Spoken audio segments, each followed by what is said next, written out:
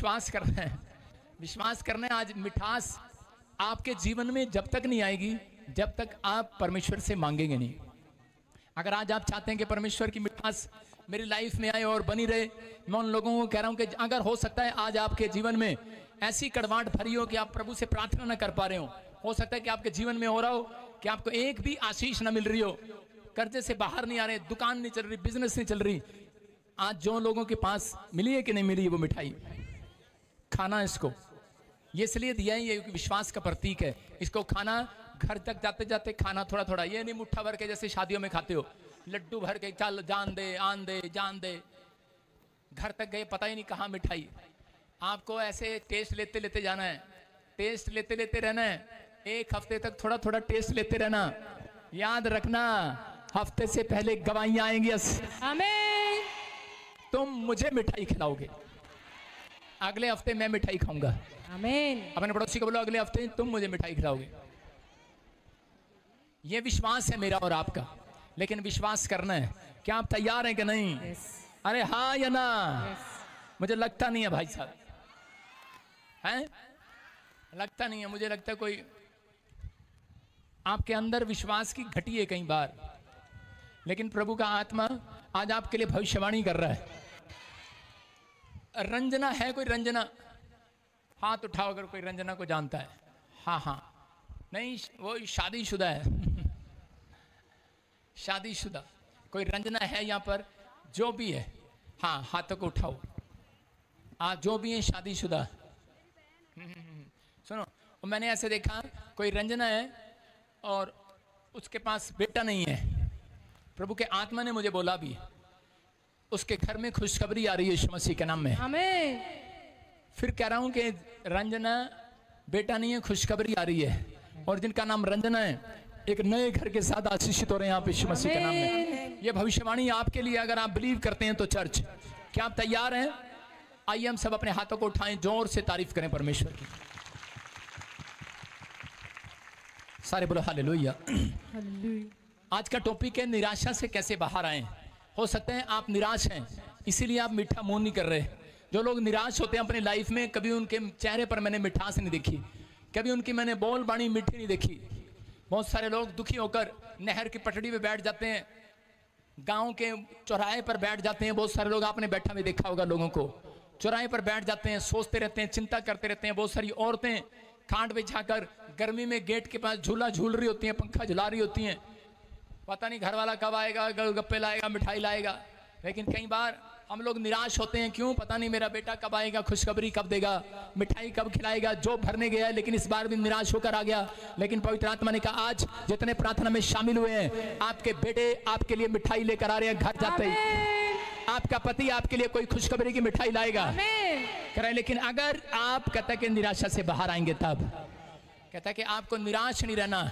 जो सौदा नहीं हो रहा, प्लाट का, जमीन का, घर का, जाओ कर आज हो गया यीशु मसीह के नाम में। जो बिजनेस नहीं खुल रहा, नई दुकान खुल रही है, मैं कह रहा हूँ होगी यीशु मसीह के नाम में।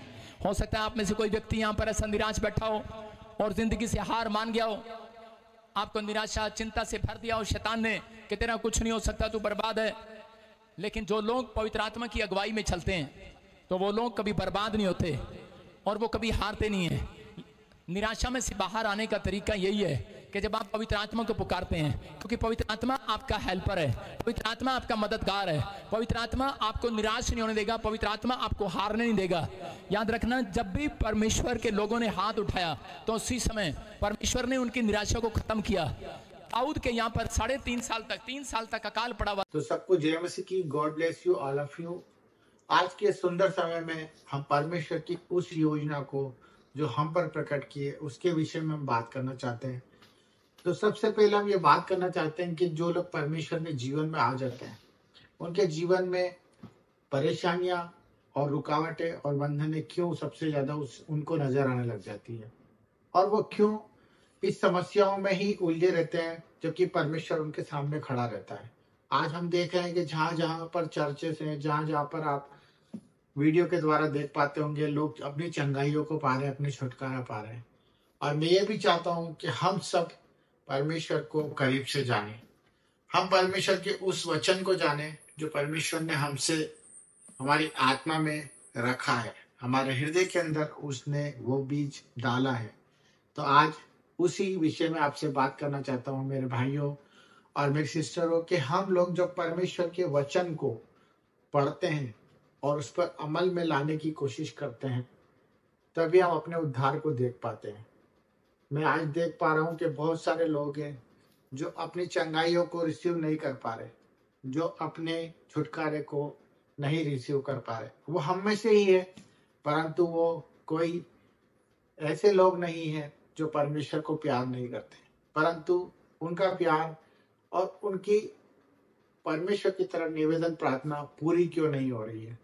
मैं इस विषय में आपको बताने जा रहा हूँ कि कौन से वचन उनके लिए वो काम करते हैं और वचन किस तरह से उनके जीवन में कारीगर होते हैं और किस तरह से वचन उनके जीवन में प्रकट होते हैं और वो उद्धार के मार्गों पर चल पड़ते हैं और वो दूसरों के लिए गवाही बनते हैं। तो मेरे भाई बहनों, आज के इस विषय को लेकर मैं आपसे चाहता हूं कि आप मुझे प्रोत्साहित करें और कोई गलती हो तो क्षमा करें और परमेश्वर के इस वचन के अनुसार मुझे समझाएं और मैं उस पर ध्यान लगाऊं।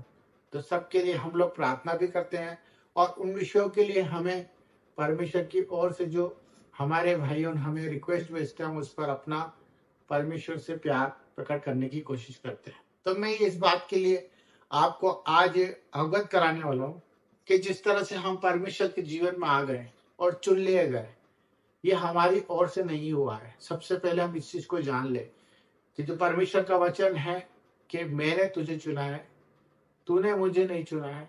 तो इस बात का हम ध्यान दें कि अपने जीवन का, अपने भविष्य का, अपनी चिंताओं का सबसे पहले हमें नकारा करना है और अपने भविष्य के बारे में, अपने कल के बारे में चिंता करना छोड़ देनी है। क्योंकि परमेश्वर का वचन यही कहता है कि हम कल की चिंता करेंगे तो हम परमेश्वर के खिलाफ होंगे। हमें कोई चिंता नहीं करनी, क्योंकि हमने परमेश्वर को नहीं चुना, परमेश्वर ने हमको चुना है। तो मेरे भाई बहनों, सबसे पहले इस चीज पे गौर करने का हमारे लिए परमेश्वर ने ये वचन को प्रकट किया है। दूसरा वचन जो मैं आपको बताना चाह रहा हूँ वो ये है कि वचन जब तक दो धारी तलवार नहीं बन जाता, जब तक वो कारीगर नहीं होता, वो काम में नहीं आता, तब तक वो एक वचन ही कहलाता है। परंतु वो कब प्रकट होता है? जिस तरह परमेश्वर का दृष्टांत है कि बीज जब तक तुम अच्छी भूमि पे नहीं उपजाओगे, जब तक फसल नहीं बनेगी।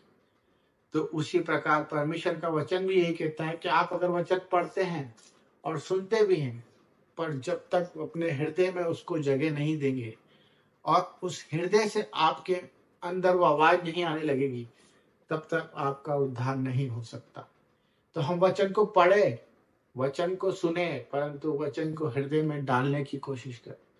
ये परमेश्वर का प्यार है। अगर आपने वचन को, बाइबल को, परमेश्वर के कहे नियम को अगर अपने हृदय में डालने की आदत डाल दी, तो मैं बता रहा हूं, आप दूसरों के लिए उद्धार के मार्ग बनेंगे। आप आशीषित हो जाएंगे। आपको किसी जगह जाने की, भटकने की जरूरत नहीं पड़ेगी। आपको अपने हृदय से ही वो जवाब मिल जाएगा जिस चीज के लिए आप भटक रहे हैं। आप रोगी होंगे, आप परेशान होंगे, आप कर्जे में होंगे, पर परमेश्वर का यह जो बात मैं आपको बताने जा रहा हूँ वो यही है कि परमेश्वर के वचनों को अपने हृदय में डाल लीजिए मेरे भाई बहन। फिर देखेंगे आपके जीवन में किस तरह से उद्धार होता है और चंगाई और छुटकारा आपके जीवन में इसी वक्त है। आप स्वीकार करें और वचन को पूरी तरह काम करने दें।